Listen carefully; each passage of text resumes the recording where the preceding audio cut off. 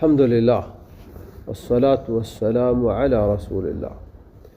Me që nesër është dita e Fitr Bajramit, do të tregoj ca rregulla që lidhen me Bajramin. Spari, pëlqehet që muslimanët marrë gusull para se të niset për të falë Bajramin. Janë ca ditë në të cilat është e pëlqyeshme të marrin gusull. Dita e Fitr Bajramit, ditë feste, para se të shkosh të falësh Bajramin, marrësh gusull. Dita e Kurban Bajramit. Gjithashtu dhe dita e Arafatit. Në ditën e Arafatit kuptohet për ata që shkojnë qëndrojnë në Arafat. Ndërsa dita e Xuma, gusulli ditën e Xuma, sipas mendimit më të mundshëm të dietarëve, është vajxhib.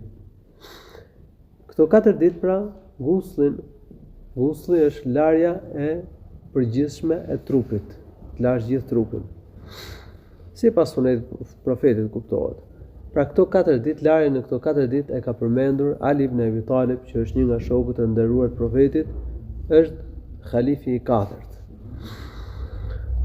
E dyta, pëlqehet që të veshim rrobat më të mira, më të bukura që kemi. Ka treguar Abdullah ibn Abbas radhiyallahu anhu, kana Rasulullah sallallahu alaihi wasallam yalbasu yawm al-Eid burdatan hamra. I dërguari i Allahut sallallahu alaihi wasallam në ditën e Bajramit vishte një veshje të kuqe. Por nuk ka qenë krejt e kuqe, sepse ka hadith tjetër në cilën profeti e ndalon për burrin që të vesh veshje me ngjyrë krejt kuqe. Ky është kuptimi. Që ka qenë e kuqe me vija të zeza, domethënë me ndonjë ngjyrë tjetër. Ajo që kuptohet nga hadithi është se profeti vishte një rrobë të veçantë për ditën e Bajramit. Kështu që në ditën e Bajramit, duke qenë se është ditë feste, është prej sunetit, kujdesemi edhe për paraqitjen, edhe të veshim rrobat më të mira, më të bukura, sipas sunetit profetit sallallahu alaihi wasallam. Shfaqim festën, tregojmë festën. Po dhe muslimani kujdeset për paraqitjen, sipas mundësisë që ka, sipas nivelit. E treta, pëlqehet në ditën e Fitr Bajramit që të mos dalësh nga shtëpia pa ngrënë disa hurma arabie, pa ngrënë diçka. Ka treguar Abdullah ibn Abbas thot min as-sunnati an yat'ama yawm al-fitr qabla an yakhruja walau tamratan. Është nga suneti, ka thënë Abdullah ibn Abbas, që të mos dalësh nga shtëpia ditën e Fitr Bajramit pa ngrënë diçka, qoftë edhe një hurmë arabie. Enes radhiyallahu anhu thot, kana ya Rasulullah la yaghdu yawm al-fitr hatta ya'kula tamaratin. I dërguari i Allahut nuk nisej për namazja, për falën e namazit të Bajramit në ditën e Fitr Bajramit, ditën e Kurbanit të Fitr Bajramit, pa i ngrënë disa hurma arabie. Sillet në një transmetim se profeti sallallahu alaihi wasallam i hante hurma arabie tek, do të thotë tek 1 ose 3 ose 5, pra numrin e hurmave që i konsumonte tek. Hadithi, domethënë që profeti nuk nisej ditën e Fitr Bajramit pa ngrënë ca hurma, është në Sahih Buharit. Mirë, po kjo shtojca e ka sjellë Buhari pa senet, po ka në një vend tjetër sjell me senet të plotë dhe është një transmetim hasan i mirë. Gjithashtu sjell një hadith tjetër se profeti sallallahu alaihi wasallam nuk nisej ditën e Fitr Bajramit pa ngrënë diçka. Dhe në ditën e Kurban Bajramit, në festën e Kurban Bajramit, profeti sallallahu alaihi wasallam nuk hante derisa të therte kurbanin, dhe kuptohet hante diçka nga kurbani që therte. Gjithashtu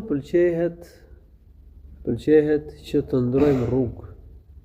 Ne e thamë që prej sunetit është me fal Bajramin në namazja. Nëse s'ka ndonjë arsye, namazi falet në namazja në shesh.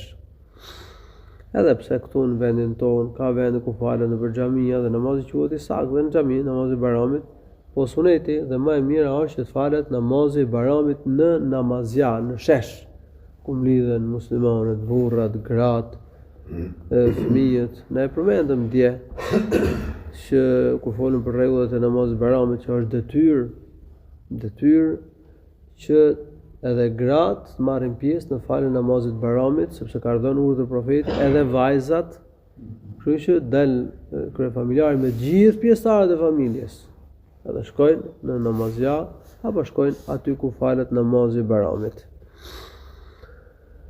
Prej sunet është me ndru rrugë, me shku në një rrugë dhe me u kthy në një rrugë tjetër, sepse sillet në hadith, kana Rasulullah sallallahu alaihi wasallam idha kana yawmu Eidin khalafa at-tariq.